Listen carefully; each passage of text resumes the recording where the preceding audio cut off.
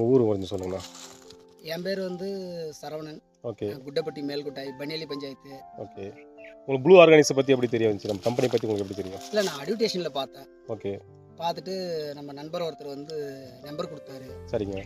சரி போய் பார்க்கலாமே அப்படின்னு சொல்லிட்டு நான் அப்போ தான் ஃபஸ்ட் டைமாக வந்தேன். சரி, உங்களுக்கு எப்படி இயற்கை உரம் மற்றும் மருந்து மேலே எப்படி ஒரு ஆர்வம் வந்துச்சு உங்களுக்கு?